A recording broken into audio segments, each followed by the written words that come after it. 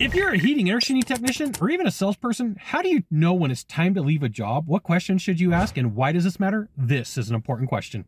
I'm Scott Sylvan, coming to life for HVAC technician sales secrets on a perfect day to talk about sales and a perfect day to talk about you.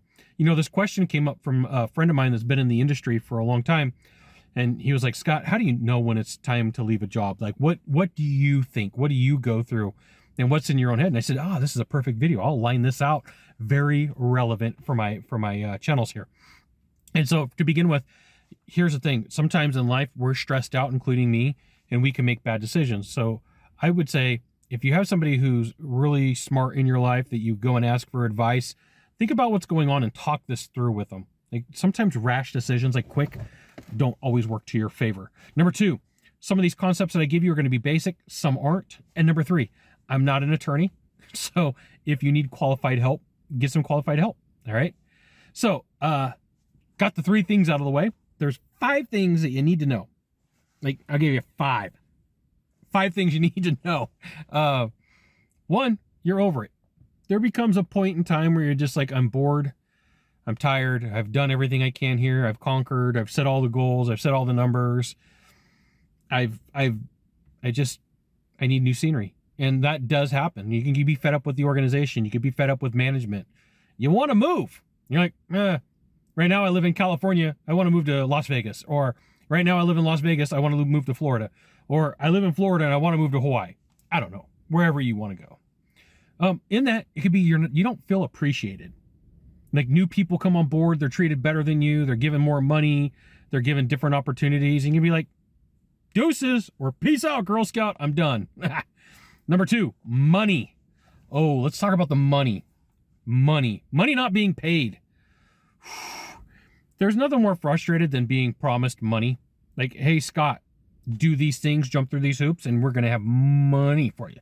And you're like, great. And I jump through the hoops and I do all those things. And then they're like, oh, because it was a Wednesday on a full moon and somebody got out of their bed and stubbed their toe, you're not going to get paid your money. So there is a point in organizations and companies where they don't really tell you the truth. They could promise you bonuses. So money typically happens on commissions. And for some reason it happens on bonuses. And twice. Urgh. I got two different companies. And let's just say these bonuses were about 10 grand each. At the end of the day, the companies got delivered everything that they asked me to do, but what they didn't deliver was like, pay me the money. And they're like, well, we on a Wednesday on a full moon, somebody stubbed their toe. Or they tried to trade me for something that they were given for free. And I'm like, this is shenanigans. It's shenanigans, right? So in the money, you might be offered a better opportunity. And that happens. There's times where companies call, they're like, hey, want to come work here? Have X amount of dollars. Or we'll pay you a couple of points higher on commissions. Or we'll bonus you out better. Right? But I will say this, is if someone's going to promise you money, even if you ask all the right questions, sometimes they finagle their way out of it, and it's not good. Number 3, people, coworkers. There's some people who may grind on you that are coworkers. There are some managers that you may not like, and they may not like you. And there may be owner issues. So sometimes personality conflict happens. Conflict happens because you're too similar to somebody or they're too similar to you. Sometimes it happens because they're a jerk. Sometimes it happens because you're a jerk. Sometimes I'm a jerk, right? I don't get along with everybody. I don't.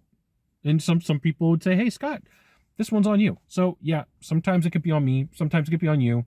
It helps to have somebody grounded around you to be like, hey, that one's you, buddy. Number 4, position. You're passed over. Egregious reasons. They could hire somebody else. They can get the person who kisses up. Could be the kiss up. Could be that you're offered a new role, but they really don't want you. They want somebody else. Right? There's all sorts of issues that happen with positions.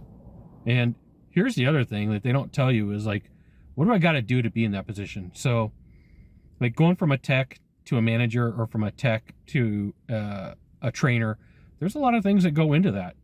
And being in management is not easy. You're constantly being thrown problems. The phone rings, it's probably a problem.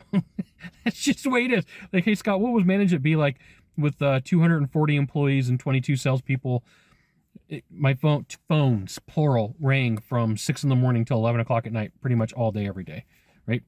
problems. Scott, I got a problem. Scott, I got a problem. That's what goes down. So you can get fed up with that. Number 5, ownership changes. They may have a different view on service. They may have a different view on quality. It's their prerogative. It's their company.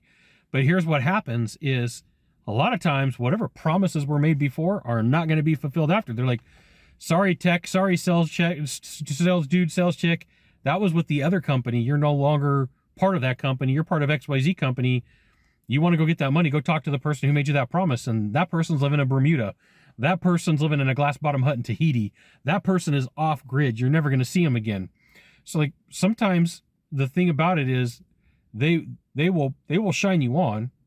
You know, hey, we bought the company in March and we knew for 9 months that you were promised this bonus at the beginning of the year, but for 9 months we didn't say anything. 270 days. For 270 days, really? You didn't say anything?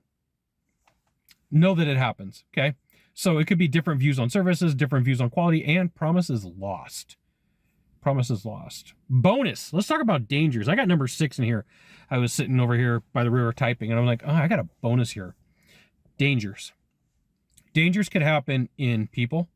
You can have somebody come in and be not so nice and, I don't know, workplace violence, threaten, harm, hurt you, right? Could be places that you got to go.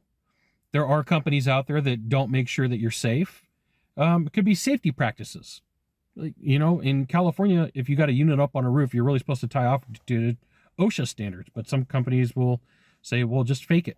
Like, well, you know, I had a rule when I did full-time sales was like, here's the thing. If it's not safe for my guys, they're not going. I don't care how much money's there.